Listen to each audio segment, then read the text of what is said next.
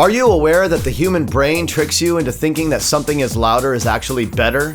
If not, then you've been fooled by loudness deception. If you want to learn more, check out this video. Hello everyone, and welcome to Distinct Mastering. My name is Freddie. I'm a mastering engineer, producer, DJ, and president of Sleeping Giant Music. For over 2 decades, I've helped artists grow their careers, and now I'm here to help you with your music production skills. If you'd like a free stereo mastered sample from me, check the link below in my description.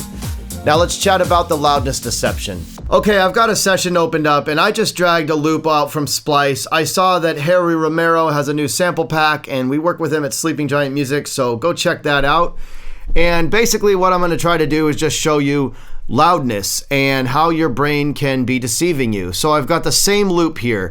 As you can see, this one I've gained at 0. I didn't do anything to it. This one I gained it down minus 6 dB. And so what I've also done is I have an EQ here with a bass boost, which is not on at the moment. But let's go ahead and listen to this first one.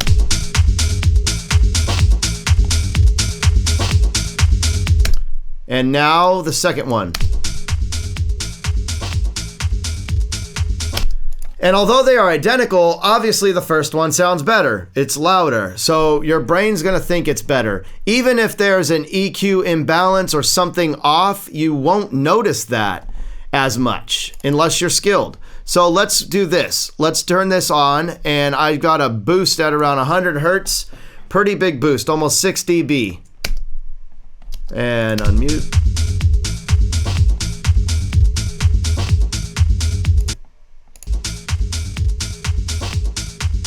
And obviously it sounds like there's less bass, but because it's louder, it just sounds better.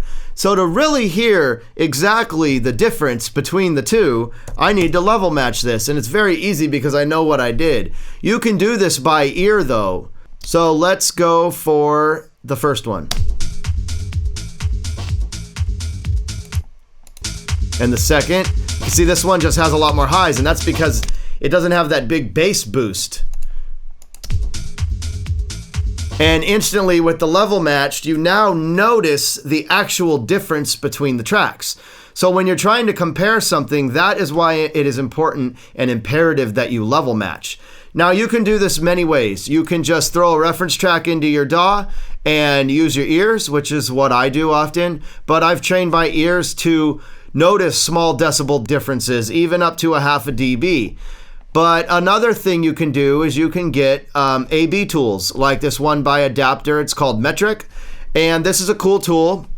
You put it in your master fader at the very end of your chain, and the point is that you have your track, and then you load up your other references here, down here, and you switch between them. And if you notice here under the volume section, there's a loudness match button, and when you click that, it will level match all of the references to what you're working on. So if the references are pro grade mastering, they're going to be loud, and they're going to bring all of them down to the level that you're at in your production. And this is going to give you an actual representation and comparison of your track to pro grade stuff. And if you know about professional mastering, the stuff will be loud if you're getting it to a nominal level. Now, you're not going to be working that loud, and I don't suggest you work by slamming your limiter while working. That's not a good way to work. I suggest you work and keep enough headroom and gain stage properly. I have a video on gain staging, so if you missed that, I'll leave a link up above.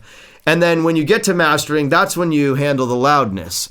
So if you have any questions on this, let me know, leave a comment down below. I'm gonna show you one more thing here. Okay, I've got Bounce Boss open, and this is a software that I use, and you can find this on my upload form on my website. So when clients are ready to send me files, they go to my upload form and they start a new project.